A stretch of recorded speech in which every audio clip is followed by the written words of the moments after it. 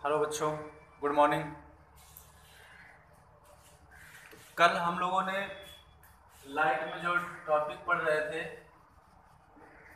कल लाइट में हम लोगों ने इमेज बनाना सीखा था, इमेज फॉर्मेशन बाय मिरर। तो हम लोगों ने उत्तल दर्पण द्वारा प्रतिबिंब बनाना सीख लिया था। तो एक बार रिवाइज कर लेते हैं क्या हमने बताया था। तो उत्तल दर्पण द्वारा प्रतिबिंब बनने के लिए हमने बताया था बेटा कि जैसे ये हमारा उत्तल दर्पण है M1 M2, ये हमारा पोल होता है ध्रुव, यहाँ सेंटर होता है, यहाँ क्या होता है F होता है। उत्तल दर्पण के सामने वस्तु कहीं पर भी रखी हो, मतलब उसकी प्रत्येक स्थिति के लिए जो इसका प्रतिबिंब बनता है बेटा वह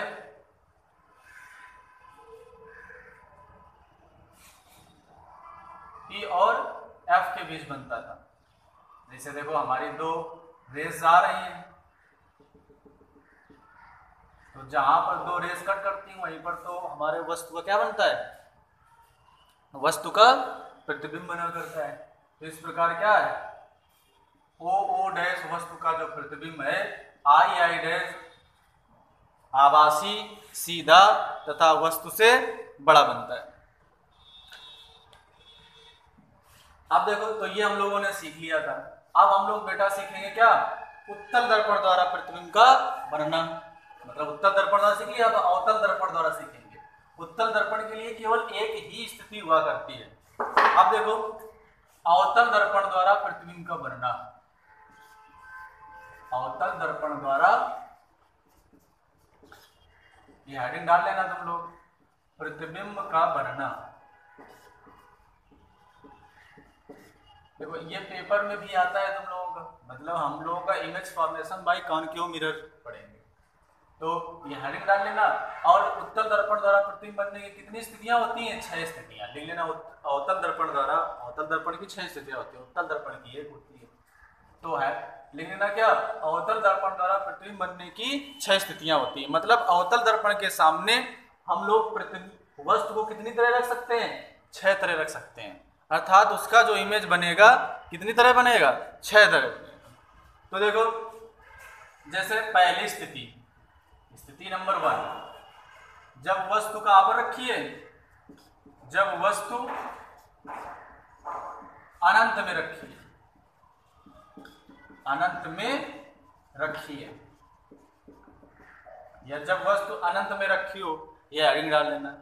देखो इसका सबसे पहले फिगर बनाना, और फिगर सही बनाना, क्योंकि अगर फिगर सही बनाओगे तभी तुम लिख पाओगे।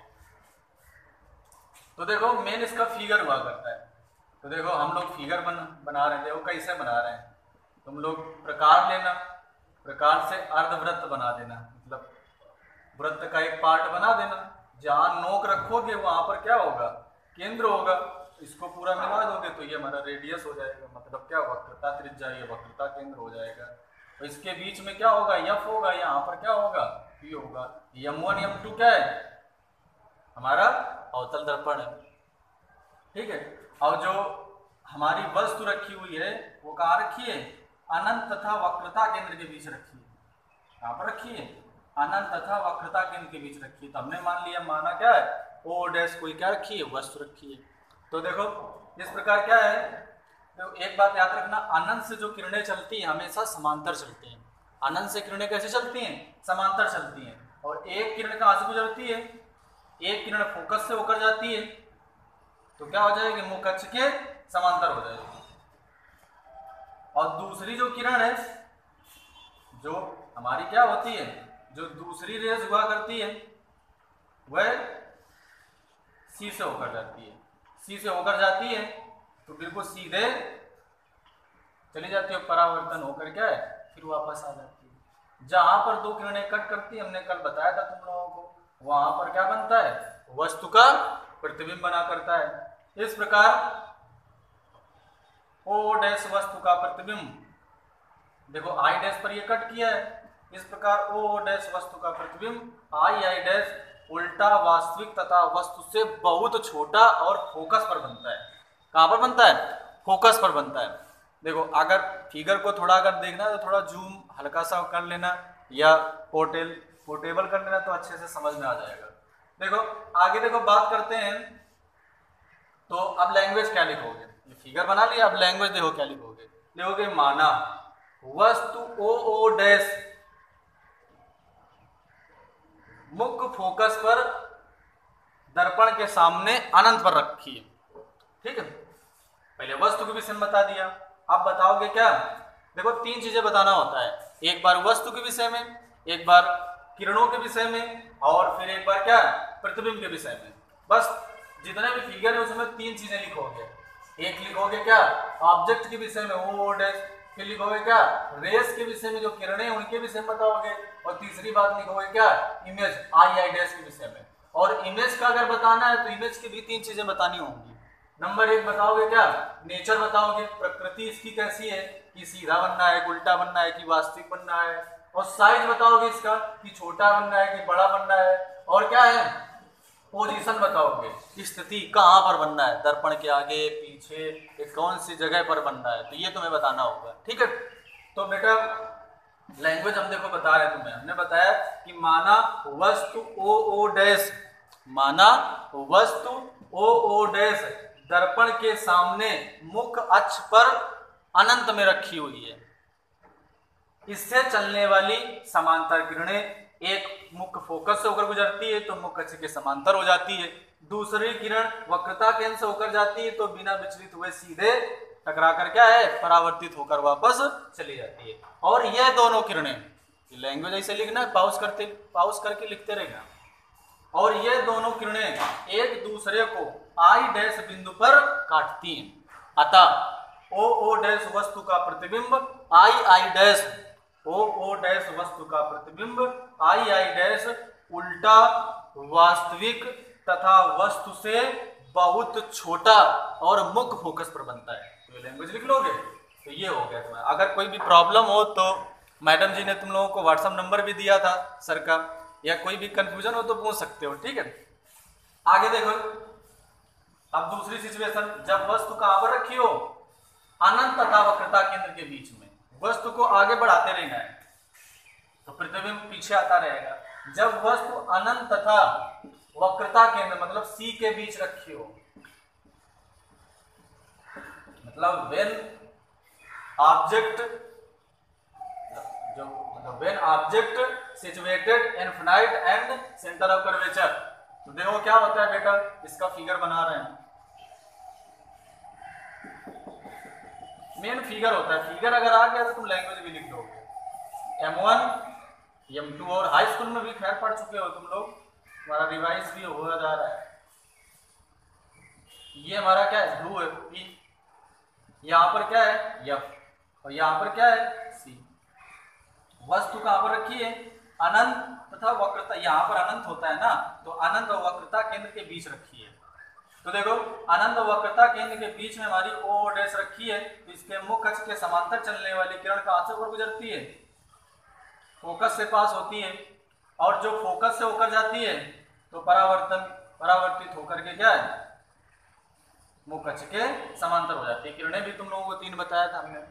अब देखो जहां पर दोनों किरणें एक दूसरे को कट करती हैं वहीं पर वस्तु का हमेशा क्या बनता है प्रतिबिंब बनता है। तो इस प्रकार जो आई डैश ओ डैश वस्तु का प्रतिबिंब आई डैश उल्टा वास्तविक तथा वस्तु से छोटा, अब छोटा बताओगे, वस्तु से छोटा सी और एफ के बीच बनता है। सी माने वक्रता केंद्र, एफ माने फोकस बिंदु। लैंग्वेज क्या लिखोगे, ये फिगर बना लिया। अब देखो बेटा लैंग्वेज क्या लिखोगे, लैंग्वेज लिखना है, बताओगे माना वस्तु ओ डैश अनंत तथा वक्रता केंद्र के बीच रखी है, ठीक है, इससे चलने वाली मुख्य अक्ष के समांतर किरणें दर्पण से परावर्तित होकर मुख्य फोकस से होकर गुजरती हैं, तथा दूसरी किरण जो मुख्य फोकस से होकर जाती है वह परावर्तित होकर मुख्य अक्ष के समांतर हो जाती है, और यह दोनों किरणें एक दूसरे को क्या है आई डैश बिंदु पर काटती हैं। ये दोनों किरणें कहां पर काटती हैं, आई डैश बिंदु पर काटती हैं। इस प्रकार वस्तु ओ डैश का प्रतिबिंब आई डैश उल्टा वास्तविक, उल्टा नीचे बन रहा है ना, मतलब हमारा इन्वर्टेड है, इन्वर्टेड मीन्स उल्टा, उल्टा वास्तविक तथा वस्तु से छोटा, वस्तु से, उसमें देखो बहुत छोटा था, इसमें केवल छोटा, वस्तु से छोटा, और क्या है, वक्रता केंद्र और फोकस के बीच बनता है। इतना हो गया। तो अब नेक्स्ट चलते हैं। तो ये दूसरा हो गया। अब देखो तीसरे वाले में चलते हैं। जब वस्तु कहां पर रखी हो, वक्रता केंद्र पर रखी हो। तीसरी स्थिति है कि जब वस्तु कहां पर हो, वक्रता केंद्र पर हो। हेडिंग लिख लेना, जब वस्तु वक्रता केंद्र पर है। तो वस्तु जब वक्रता केंद्र पर है तो देखो बेटा क्या होगा, हमने फिगर बनाया, फिगर वही हमारा m1 m2, ये क्या है P, यहाँ पर क्या हो जाएगा f, यहाँ पर क्या हो जाएगा C, और C पर क्या रखी हुई, कोई वस्तु हमारी O' रखी है। मुख अक्ष के समांतर चलने वाली किरण मुख फोकस से होकर गुजरती है परावर्तन के पश्चात, और क्या है, मुख फोकस से होकर जाने वाली किरण कहाँ से जाती है, वो मुख अक्ष के समांतर हो जाती है। तो इस प्रकार तुम देख रहे होगे बेटा, ये एक दोनों किरणें एक दूसरे को कहाँ पर कट करती हैं, आई डैश बिंदु पर कट करती हैं। इस प्रकार हमारा जो प्रतिबिंब बन जाता है क्या, आई डैश बन जाता है। ओ डैश वस्तु का प्रतिबिंब आई डैश बन जाता है। और कहां पर बनता है, वक्रता केंद्र पर ही उल्टा वास्तविक तथा वस्तु के बराबर बनता है। जितना बड़ा वस्तु उतने बड़ा प्रतिबिंब। बहुत ज्यादा इंपॉर्टेंट, पेपर में बहुत ज्यादा आता है। ठीक है, यही एक सिचुएशन ऐसी है जिसमें वस्तु का प्रतिबिंब,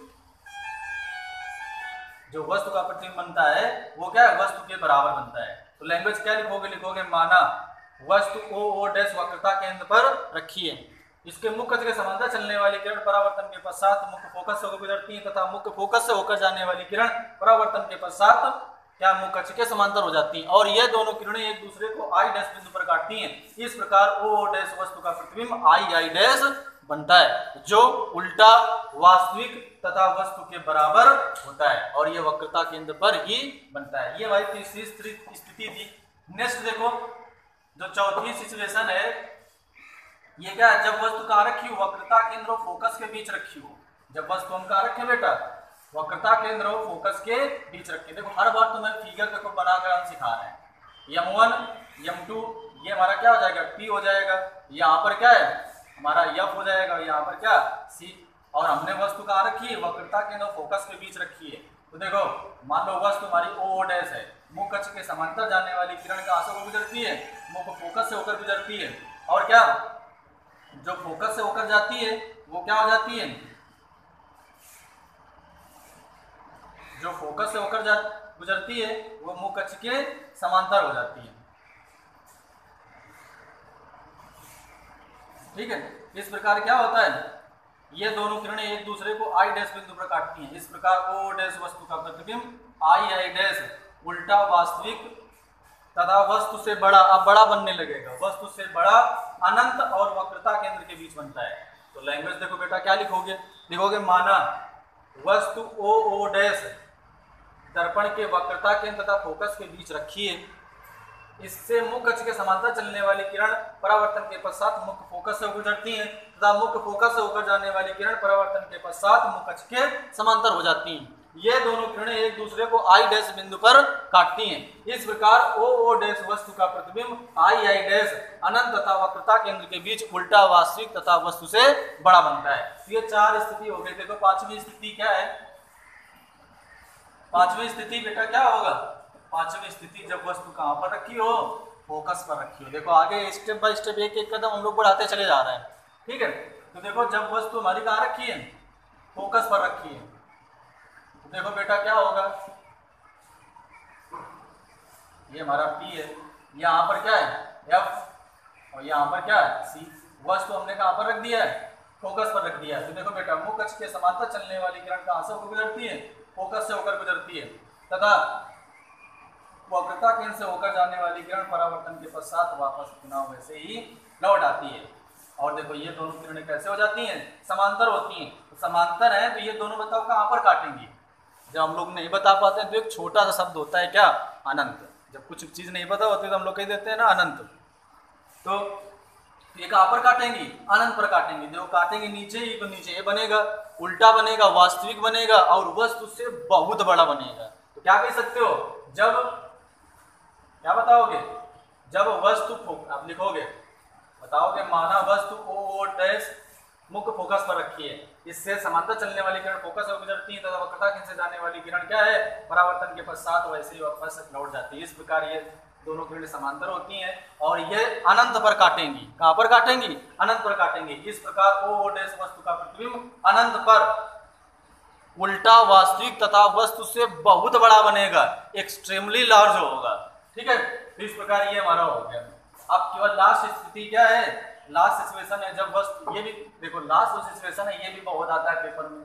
अभी 5 स्थिति तुमने पढ़ा, सब में देख रहे थे कि कैसा बन रहा था, उल्टा बन रहा था, वास्तविक प्रतिबिंब बन रहा था। ये लास्ट स्थिति है कि जब वस्तु का आवर रखी है, जब वस्तु हमारी क्या है, P और F के बीच रखी है। P माने ध्रुव, F माने मुख्य फोकस। तो देखो जो लास्ट स्थिति अच्छे से समझना क्योंकि पेपर में बहुत आता है। तो देखो हमारा ये P है, यहाँ पर कहीं F होगा, यहाँ C होगा, हम और ये हमारा जो दर्पण है M1 M2 अवतल दर्पण है। तो हमने वस्तु को कहाँ रखा, F और P के बीच रखा। P माने ध्रुव या दर्पण कह सकते हो, दर्पण तथा फोकस के बीच रखी है। तो वही सिचुएशन है। तो मानो क्या है, ओ डैश कोई वस्तु है, मुख्य अक्ष के समांतर चलने वाली किरण परावर्तन के पश्चात फोकस से होकर गुजरती है तथा वक्रता केंद्र से जाने वाली किरण बिना विचलित हुए क्या है, टकरा कर वापस लौट आती है। देखो ये जो पीछे किरण आ रही है क्या कहीं कट करेगी? कहीं नहीं कट करेगी, क्योंकि जैसे ये बढ़ती चली जा रही कंटिन्यू। तो हम लोगों को फील होगा, ऐसा अपीयर होगा कि इसे क्या है कि ये आगे कहीं कट कर रही है, इसको इसे बढ़ाओगे तो ये दर्पण के पीछे कट करेगा और ये मुख्य अक्ष से बढ़ा दिया। जहां पर 2 किरणें कट करेगा वहीं पर वस्तु का क्या होगा, प्रतिबिंब। ये हम लोगों का ऐसा आभास हो रहा है कि यहाँ पर कट कर रहा है। तो इस प्रकार क्या है, ओ डैश वस्तु का प्रतिबिंब आई डैश आभासी, सीधा तथा वस्तु से बड़ा बन रहा है। देखो 5 स्थिति में हम लोगों ने पढ़ा, जो 5 स्थिति थी इसमें रियल बन रहा था, मतलब वास्तविक प्रतिबिंब बन रहा था।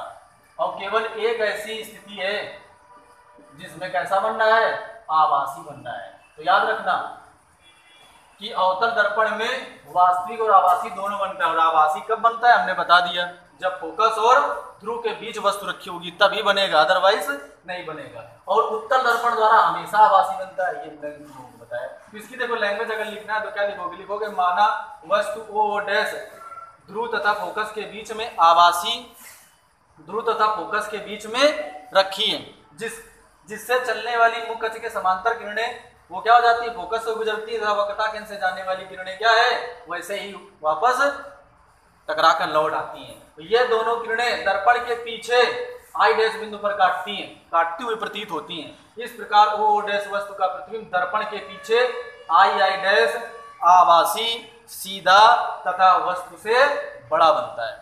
तो ये तुम लोगों को अच्छे से समझ में आ गया होगा। अब देखो तो ये सबसे जो इंपॉर्टेंट टॉपिक होता है इसका यही होता है, अगर तुम्हें ये दर्पण अच्छे से आ गया तो लेंस भी अच्छे से आ जाएगा। अब इसके बाद जो तुम्हारा जो टॉपिक है, कल तुम्हारा ये चैप्टर खत्म हो जाएगा पूरा। ठीक है, फिर न्यूमेरिकल के लिए हम तुम लोगों को बताएंगे कैसे क्या करना है। ठीक है, बाकी ये नोट्स तुम लोगों को लिखवा भी चुके थे, पूरा समझा भी दिया है। ठीक है, तो जाहिर सी बात है अच्छे से ये समझ में आ गया। अगर कोई प्रॉब्लम हो तो तुम लोग पूछ सकते हो। ठीक है, थैंक यू।